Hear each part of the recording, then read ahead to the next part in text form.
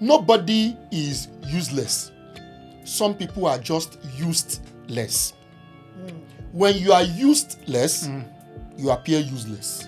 In this 21st century, I'm not a very big fan of schooling. School in Nigeria is where children go when their parents go to work.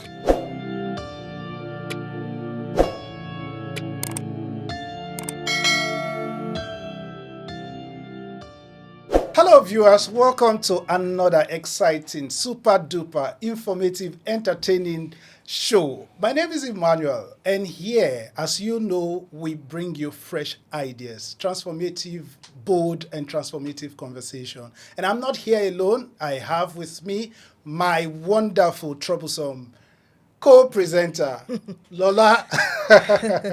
That's troublesome. Okay. Anyway. Yes?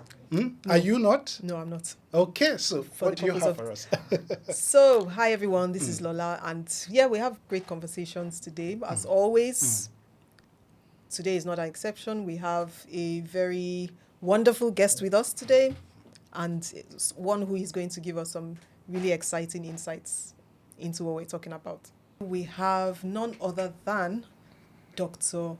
Ganiu Abisoye Bamgbose from Lagos State University, aka LASU. Welcome, sir. Yeah, good to be here. First of all, let me allow bring the viewers into this. Is Dr. Ganiu is a wonderful soul.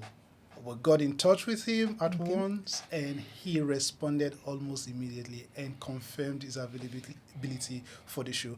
I want to say a big thank you to you. Thank you. We appreciate you. Thank welcome. you. It's an honor. Thank you for coming. Yeah.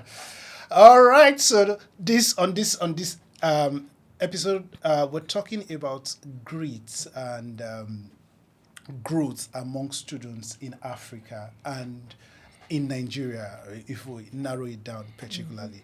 Doctor, you were once a student. How was it? How was it being a student? Not completely rosy and not entirely a big deal. Okay. All right, so being a student for me was something I went through passionately because I could connect schooling with my life. Okay. I do not know if we are on this show already, but I'd like to let you know that one problem with students in this age is that they cannot exactly connect who they are with going to school. Wow. So there is a big vacuum at that point. And so for me, I think going to school was a bit easier because there was some kind of synergy between going to school and the purpose I have for my life. So That's connecting from the very beginning. Doctor is already giving nuggets that you should go home with. So when you say purpose, I'd like to know at what point were you able to discover yourself? So take us in. You know, sometimes you just go through school because your parents will say, okay, it's time for school. Early morning, you get dressed, you carry your bag, you go to school, you close, you come home, you do some extracurricular activities and stuff. At what point did you become self-aware? And then at what point did you begin to take studying serious? I'm going to be saying a couple of things on this show that would make people ask if this person is truly a university lecturer. Okay. Because I'll tell you, in this 21st century, Yeah. I'm not a very big fan of schooling. What? Why? And you are a teacher, Say what? Yes. a lecturer, Absolutely. and a PhD holder. Absolutely. So tell us more. All right, so an author, in his book titled Let's Discuss Education, James Elliott, he said school in Nigeria is where children go when their parents go to work. Whoa, okay. That's the idea.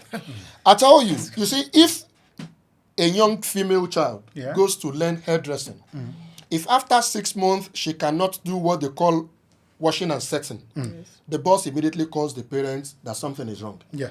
If you learn tailoring and after 3 months you cannot cut a piece of cloth, your parents will be summoned that something is wrong. Young people successfully go to school and graduate, and a business administration graduate cannot even tell the difference between immigration and emigration. Whoa. School looks like a fundamental human right in Nigeria. It is not.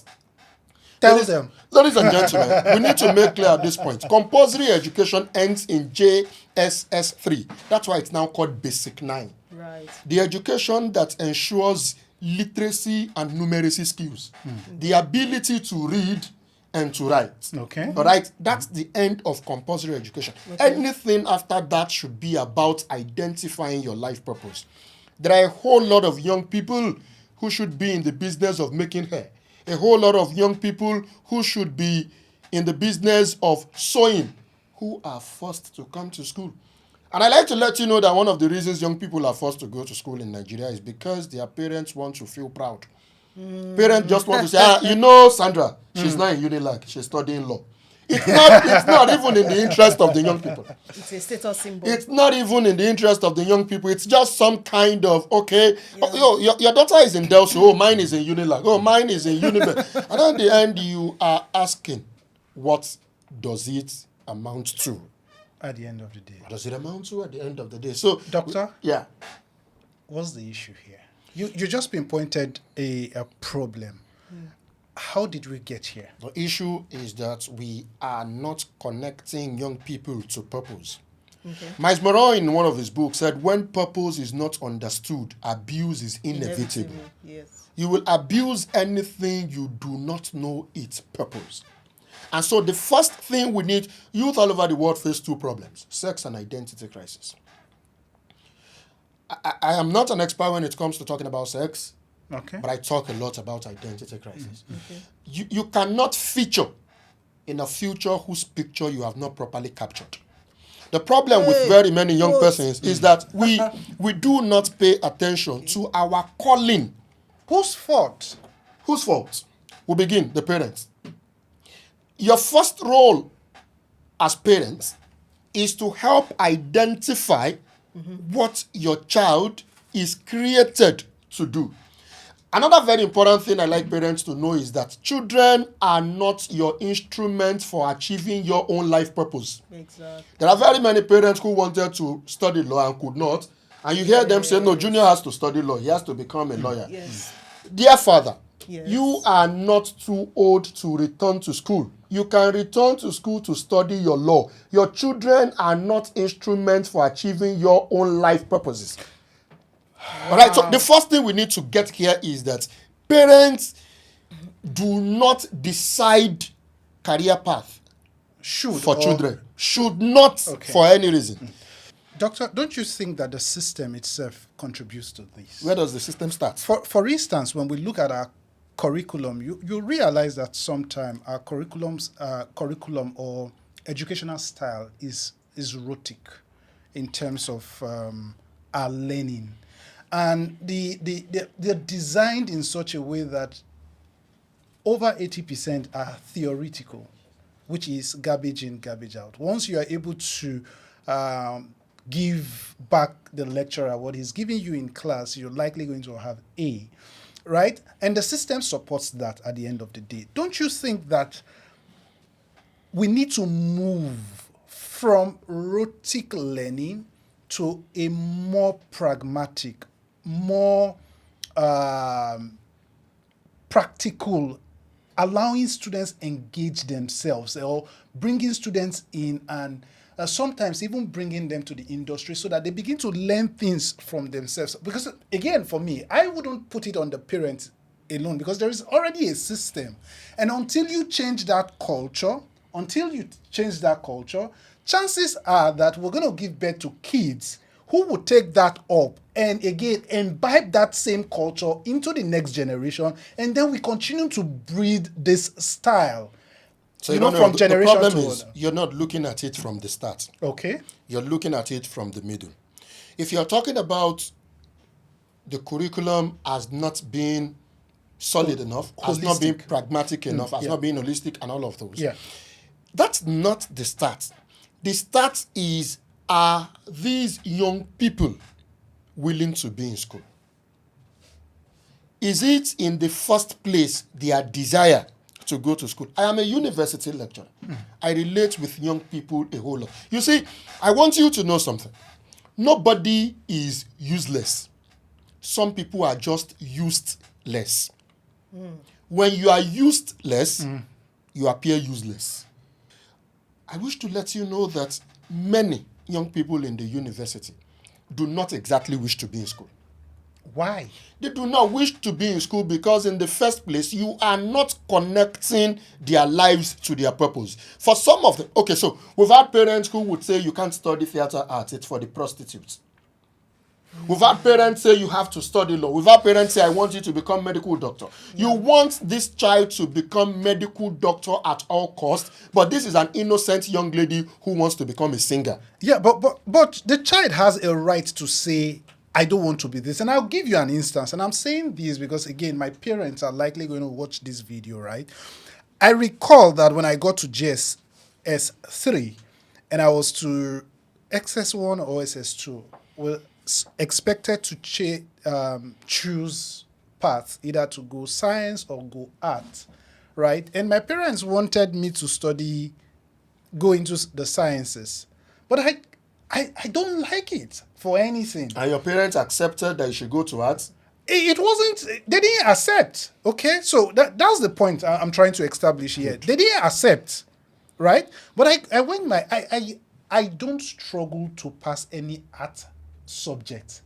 Then I don't even if I don't read, I go to exam hall, sit, I'm likely going to pass my government easily. Why? Because I already listen to news, I read papers, I understand a bit of history, I can tell you dates. That is not an issue. So imagine that your dad were an engineer and would want Emmanuel Jr. to become an engineer. That's the problem. But they tried to force it, okay, right? But I insisted, and they took the issue. The issue got to my proprietress, and to say, no, this young man cannot be. He must be in sciences and all of that. There's no conversation here. Let your child be what he wants to be. You're just an exception. And it makes it so for me. I took that. I insisted and insisted, and and that is the point that I'm trying to make, that the children or the child, as it were, also has a responsibility to play by saying, this is what I want. Emmanuel, I tell you, you're just an exception. I don't think that's necessarily the case. It doesn't work like that in all families. No, it doesn't. It's not in every family that the child has got a voice.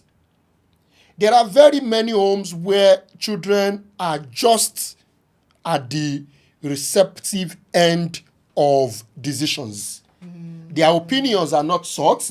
Their desires are not considered. I think the first message is to let parents know that the whole problem with Nigerian education begins with parents not paying attention to the potentials of the children. So I would disagree a little bit there. That's fine. Because the thing is, part of the role of a parent is to guide the child. I wouldn't expect a child to, at that age, know exactly what direction they're going to go in life. And I use myself as an example. Okay. The direction I wanted to go when I was much younger is definitely not the direction I'm going now. And part of it is because my parents saw these things. So while I felt I was supposed to be doing something, it wasn't necessarily the best thing. So the whole point of education, the whole point of having parents as primary educators, even before getting into the school system, I feel, is for you to be able to say, okay, this child has so and so and so, nurture this. It may not be what the child necessarily wants to do. So there needs to be a balance. You don't correct people on your own terms. You correct people on their own terms. And so when I tell you that we should consider the children, I am not saying they should be entirely given the liberty to do whatever they like. Exactly. What I am saying is what guiding their lives should be in line with their God-given potential. So you cannot get the best of an Emmanuel, okay, in the lab. The best of him would come out in the studio. So imagine that the parents had insisted. I would just blow up the lab.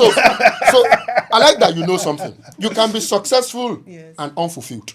Of course, yeah. You can be successful and unfulfilled. And so, do you know you can be made to follow a life path, and then you follow it, and you are successful at it, but not fulfilled. My mother wanted me to study law.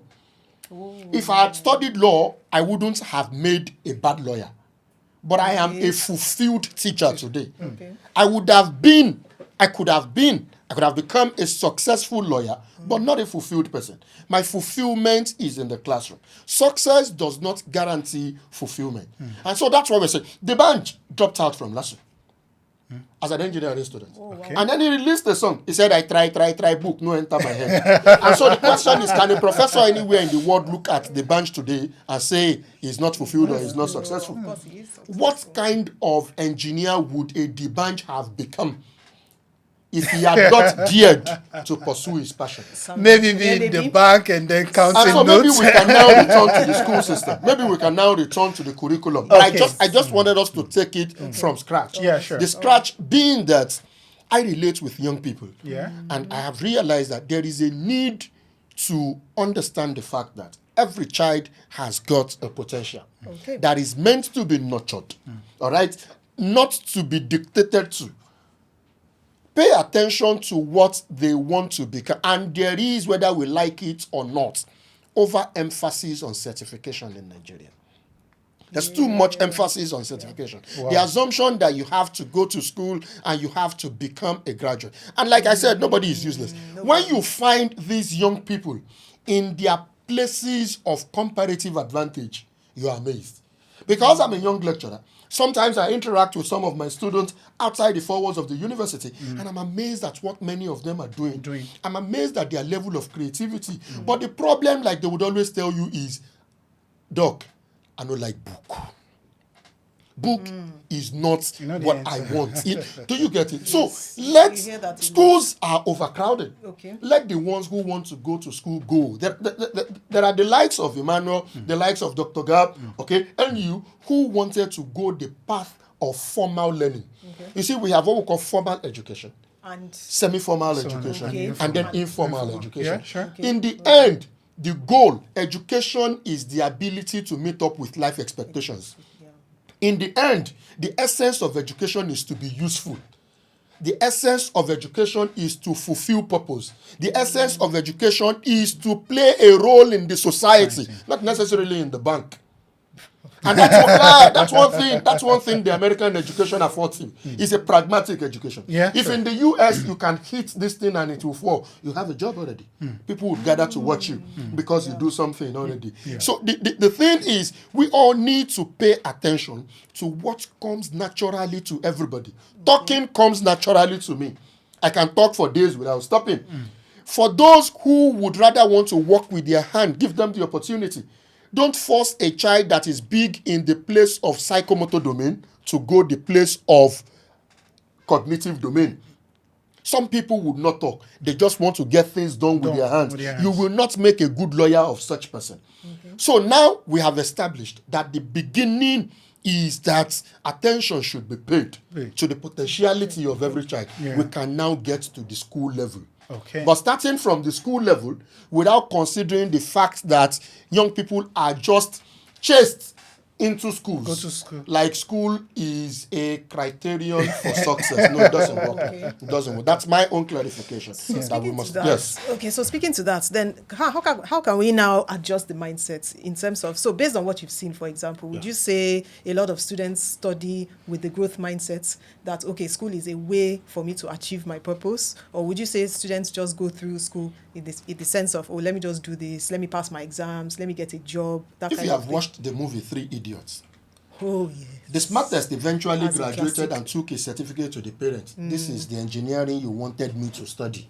And people are doing it currently. Absolutely. Yeah, people just say, my parents wanted me to study this, I have done that. Emmanuel, may I tell you something? Yeah. I've had to go and register a young lady Okay. in a hairdressing shop after our conversation, and I realized it was what she wanted for herself.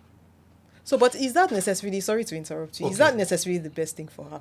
The fact that you want to be a hairdresser does not mean that's what's going to feed. It might be just what you want to do. Shouldn't it be an intersection of what you can actually do and what you can do as against just what you want to do? Because I feel we focus so much on passion as against what the person can actually. So compare a hairdresser, for example, to an engineer in terms of the prestige, in terms of the income. You can't match the two, but you say she's happy. Somebody makes the hair for the first lady of this country. That hairdresser has to be a multimillionaire. See, I like to let you know something. Greatness is not the attribute of any profession. Greatness is the feature of anything you do and you do well. Otumba Gaddafi said, shit here, I will pack it. If you want to be a shit packer, all you need to do is pack it diligently. At the level of success, there is no discrimination. All you need to do is to be at the best of who you are. Can a professor shut even a portable up? in terms of societal presence. So we should not be doing this job stratification, engineering for the sophisticated, singing for the... No, anything you do, there is no segregation at the top. Nobody segregates at that level. Okay, so I make skits. I have a number of my students who join me when I do my skits. Yeah. I have the one who produces my work. One of my students is here as my personal assistant who likes media works. Okay? At the end of this show, she will put some of these things together, make it into a video. That's where her passion lies. See, in the end, schooling will do two things for us. Okay. Some people would use schooling directly. For some other people, schooling is just going to be what you need to garnish that thing you do well. The good thing about schooling is that if you are a graduate, if you see the hairdressing shop of a graduate, something in you will tell you this is a sophisticated hairdresser. Okay. What we need to preach is that one of the things schooling does for you is to bring sophistication, is to bring exposure, is to bring connection to that thing you already do well. So if you've always learned, one last one, if you've always been a hairdresser on your streets in Yanoba, then you gain admission to LASU to study biz admin. While you are studying biz admin, you are also now connecting the right people to make hair for. You don't abandon your ability to make hair because you are now an undergraduate. So being a hairdresser who is in the university system affords you the opportunity to make hair for professors rather than the pepper sellers at Yanoba. So for some people, schooling is just something needed to garnish that thing they already do well. We will not all graduate to start looking for jobs. That's why the market is saturated. Because the assumption is that we all, the university, the higher institution, whether university or polytechnic, should be, the universe is in the university. So you should go there to experiment whatever you desire. If you want to be a politician in real life, join Students' Union where you get on campus. Exactly. If you want to be a journalist in real life, don't just study mass comm. Join the LASU debate society like we have in LASU. So it is the ground for experimentation. So that's one thing I need us to know, that the university will not just only be where you go, okay, acquire some formal learning and then graduate, then become a societal liability. Right. So that's the disconnect. Yes. So doctor, tell us about how today's students, especially, I know at this moment you're probably teaching more of Gen Z and younger generations.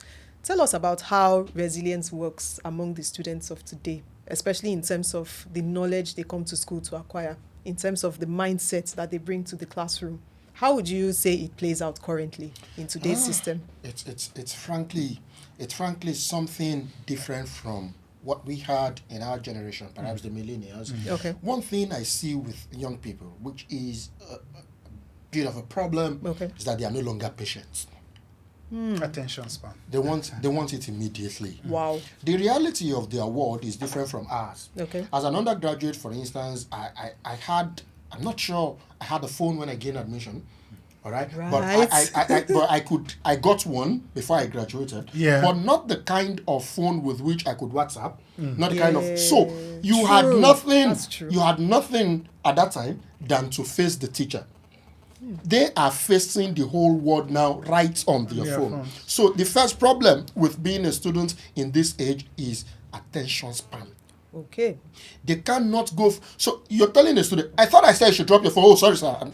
They unconsciously just pick it. Just pick it. Now, so that's the first. The attention span is low. And again, like I said, they have got too much exposure, which puts them in haste. They are in haste. So as a young boy, for instance, at 23, you would never think of driving a car. If you're given, you probably want to go sell it. Exactly. But today, like you feel you're not there yet. They are in haste. Yes. In fact, sometimes when you see the fine cars on some campuses, you know they belong to the students. The old ones belong to the lecturers. Whoa. They are in haste. So the problem I see on that question is that young people do not want to wait any longer. And that's how I'm just going to summarize the question. See, if it will last, it will take time. Young people must understand that if it will last, it will take time. You see this thing with you want to wake up one morning and you want to drive Benz. If you drive Benz at 25, if you do not die early, what would you be driving at 55? Right. Life and living come in tons. Young people, life and living come in tons. If all your blessings come in a day, where will you keep them?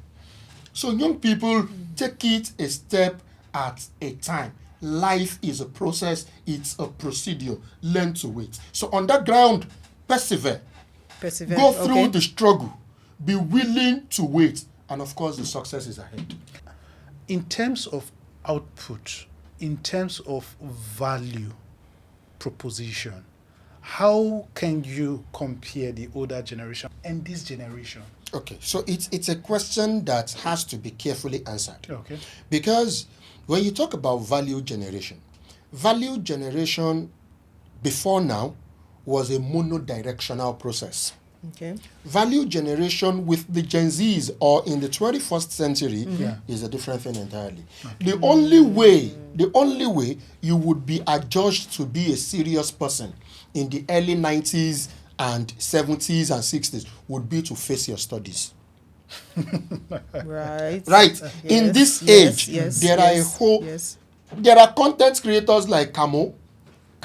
There are content creators like Pella. There are content creators. What do you mean by value? Would you say that value is societally constructed? So a skit maker who hits 20 million likes on TikTok, ladies and gentlemen, is as relevant as probably a university PhD holder. Because the value is what. So when we talk about value in this age and what we had before now, it is something that we cannot exactly put in a one-to-one relationship. But when we look at the content, how? So 20 million live streams. What? And the kind of content that comes out from the 20 million live stream, how does it relate? Well, sometimes these contents are empty. Fantastic. So I have an article where I talked about, I think the title is Letter to Content Creators. You see, there are two layers to this thing. One is having talent. Two is using it well. First, we need to appreciate the fact that these young people have got talent. Not using it well is something we can now return to and say, bros, you don't have to create this kind of content. You can now begin to create content that will affect the society better. But my own point is that you are not going to silence them. That is the reality of today. Yeah. So what I'm trying to say is that we need to now begin to talk about the need to create the right value. Don't forget that value may be wrong. So these young people we condemn are indeed creating values. Those values are not just the right values. And so the only way to correct them will not be to silence what they do. It would be to probably call their attention to the need to right their wrongs. Not to drop their market. We're talking about young people who are already multi-millionaires, who are already billionaires by creating content, and then you want to tell them school is the best. But again, yeah. So one thing that I also find very intriguing is that one of the content creators once said that when I was doing all the right things, right, nobody listened. I didn't get followership. I think that was Pella. So I had to act stupid for me to start. So who is the consumer? Emmanuel, if you follow me on TikTok, do you know I make skits? Okay. I make skits. Yeah. I've made over 30 skits. You make skits? Oh yes. And my brand is communication. Right. I correct English. Yes. I have done over 30 skits, and I think the highest number of likes I've had should be 2,000. Educative stuff. All right. But then you find less informative stuff there that are gaining the like. And that's where they see, becoming a star is not as difficult as maintaining stardom. Now, why many of them know the last? You fit do grigrigo. Yes. You fit do grigrigo. Yes. Grigri no fit sustain you for up. That's what we need to tell them. So people like us who can track our likes from the days of 200 likes to the days of 1,000 likes to the days of 2,000 likes. Yeah. When your growth is steady and consistent, you are likely going to stay long at stardom. You know how many people don't sing for this country we will not remember again? And so that's what I tell young people, that it's okay to do wuru-wuru to the answer. Yeah. But I tell you, the business of staying at the top is Yes. one that is tougher than just getting there. Yes. Do you know how many Nigerian artists have produced one hit track, go to 4 shows, make 4 million, and that's the end of the career? It has to be steady. That's all we need to tell young people. Okay. But I make it steady. Make it steady. Be patient. That's the and word. Okay. think in terms of societal relevance. Would you like that your grandchildren be shown what their grandfather did? That's another part. Question. That's another part. So we understand that the dynamics of the world has changed. You have to be content creators. But can you please go the way of right values? That's just all we are saying. And don't be in haste. Okay. You know, I said something in my article. I've got students I could talk to who could feature on my skits, okay, shake their bum, and then I get all of the likes I'm looking for. But the question I am asking myself, is this the identity I want? Okay, so I could do those skits that would bring me the likes and give me the money, but where is the place of identity construction? Yoruba would say a good name is better than silver and gold. Someday, you would have all of that money you need. You know, some people will not understand that they are poor until they are rich. When you don't have money, you think money is all that there is to life. It is when you eventually make money, you will now know how empty you are. You have money, you don't have value. You have money, you don't have honor. You have money and nobody looks at you and say, I want to be like you, except for hungry people. That's what we tell young people, that while you think it's all about the money, think about when you finally make the money. Is the name you have created for yourself the kind of thing you want? So I'm an advocate of do all of these things you are doing. Be the skit maker, be the singer, but this your brain will produce bad music if it produce good one. Nah. Use them. That's all we are saying. That's all we are saying. Yeah, so my point again is grit. Are we born with it, or is something that can be learned? It is something that can be learned, and most importantly, something that should be instilled. That's where the family structure still comes in. Okay. Exactly. It's something that I am writing an article which will be published. I call it The Beauty of Failure. There are times that you do not even exactly understand what you are made for until you fail. There are many things to learn from. I graduated with a second class lower. And I was telling some people that no student would have justified to me why they would graduate with a second class lower if not that I graduated with a second class lower. Wow. So what I learned from graduating with second class lower, what I learned from that was humility. Wow. Okay. If you are 10 times better than the person you went in for an interview with, Right. Yeah. 10 times better than the person, and the person person gets got the it. job before you, Yes. that's where you understand the place of favor and grace. So we think failure is all negativity, but there are times failure prepares you for the real world. So what we are trying to say is that on grit, on perseverance, young people should cultivate the habit to wait. That's the biggest thing. That's the biggest thing. If like I said, if it's too quick, if it no last. True. When you look Which at the you likes said, of Femi yes. Adebayo, Yes. Okay. and you look at the likes of Odunlade Adekola, today you are looking at them and you think these people are lucky. Go and watch Femi Adebayo in a 1997 movie titled Owo Blow. You go know say people they queue for life. Wow. If I tell anybody I've been making skits since 2016 to this time should be how many years? 9 years. That's 9 If years I now. can't blow today, somebody will now say, oh, that lecturer is so lucky. My friend, were you there when I started? Exactly. Were you there when I started? So to your point, it's a journey. Success is not a destination. Success is a journey. Apt. That's very That's apt. the problem many young people they think success has to be a destination. I don't succeed. No, Oh, I don't you blow. must they go. I get 200 likes today. Tomorrow I get 250. That's success. Okay, next week you get 5. That's success. Just track it. Okay, if you cannot account for the process, you cannot call it success. Success. So my point Next question is, are parents raising tough kids today, or they are just coddling them? They are not. They are not. Even the deputy governor of Lagos State said it sometime last month.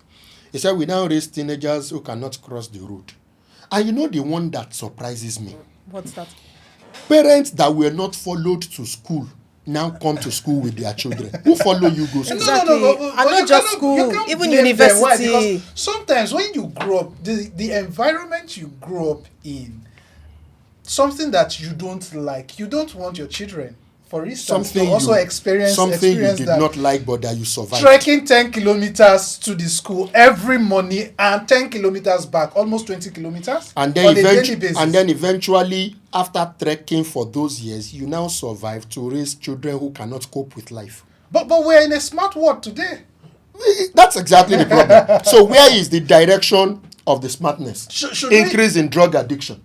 Should we keep... Increase in all sorts of internet fraud. But nobody is saying you should not provide what your children need. Yeah. Ladies and gentlemen, the message is teach them the skill of survival. Exactly. Teach Most them, of them don't have that. Teach them the skill of survival. They will not die. You now have parents coming to school to say, please, I don't mind. I just want this student. What do you think you can do for me? I just want this girl to gain admission. There is nothing else I can do for you than for this girl to read, write the exam, and pass. You where nobody follow go school make you pass. Exactly. Why you dey follow pikin come school? Yes. And that is why people grow up now. May I now. tell you the truth? Yeah. Not less than 5 parents have come to my office to talk about their children's carryover. Where on planet Earth is this coming from? The first and last time my mother came with me to school was when I registered in JSS 1. Exactly. Okay, there was one more time after then. Okay. My PhD convocation.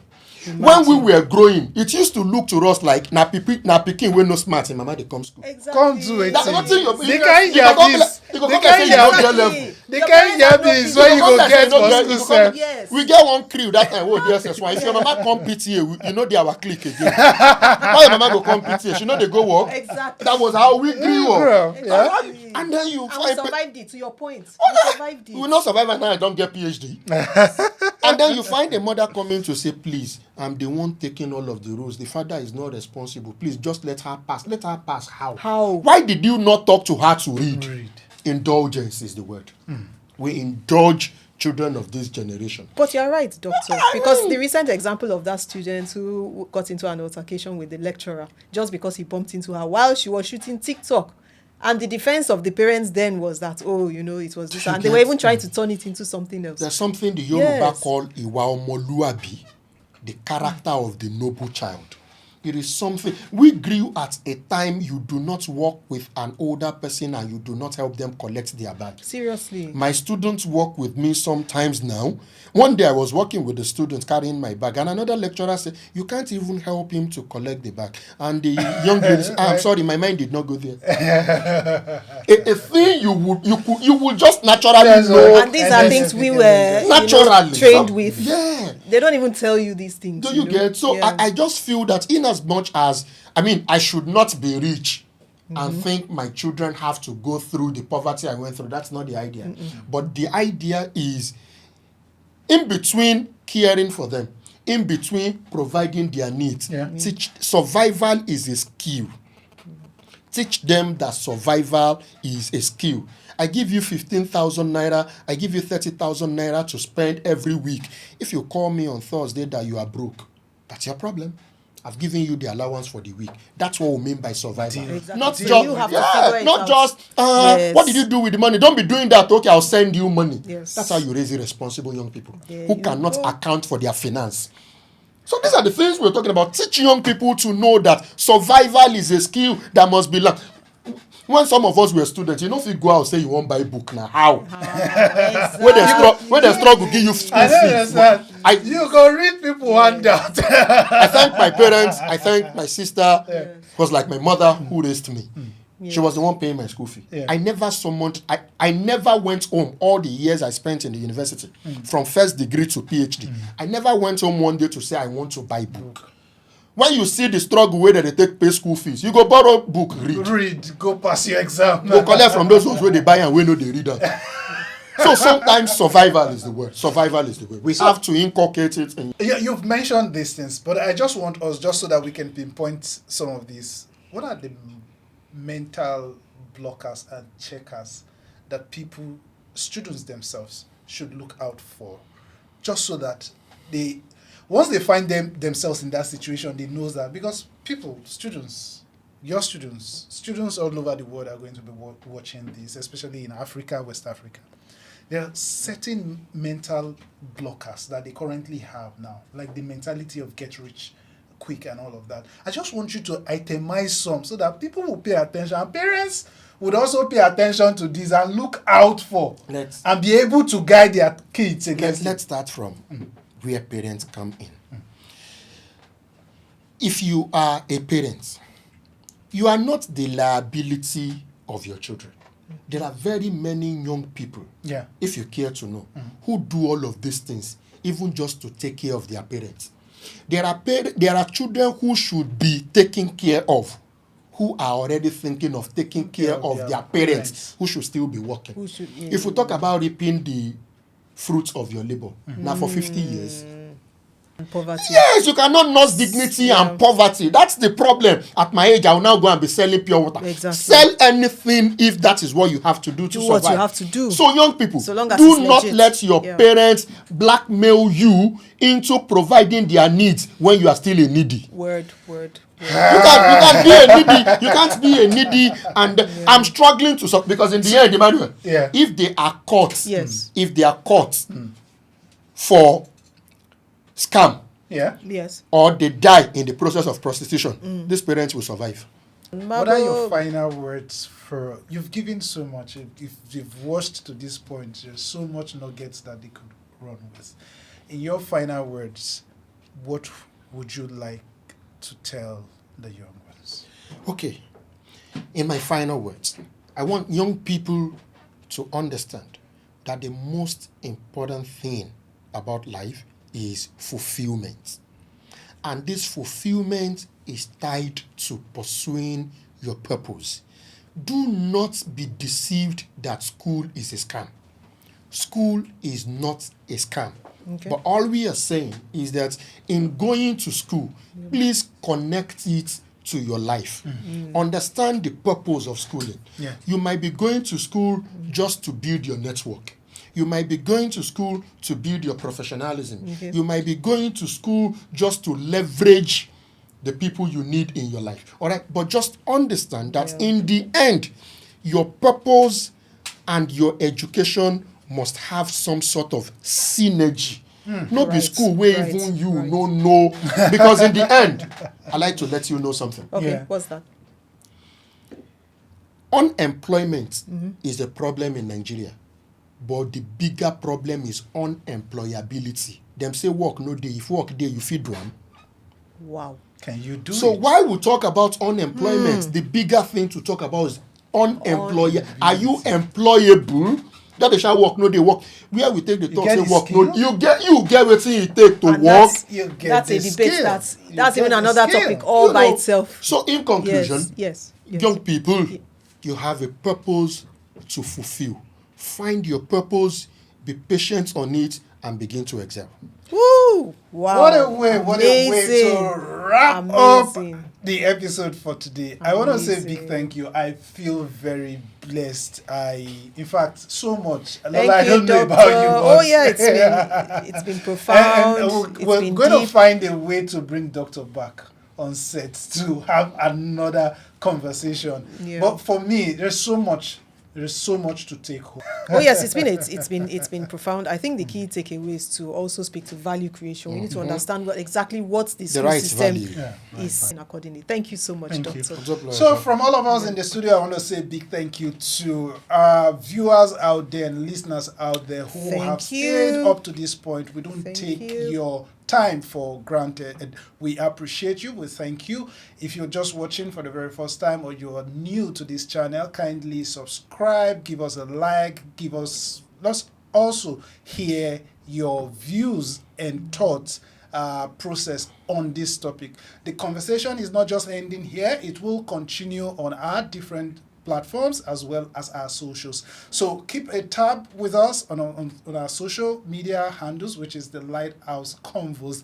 And from Ross, I want to also say a big thank you to everyone behind the scene, ensuring that this production it's the best. I want to say a big thank you to everyone. So subscribe, share with your friends and family members out there. From all of us, I want to say a big thank you. Bye.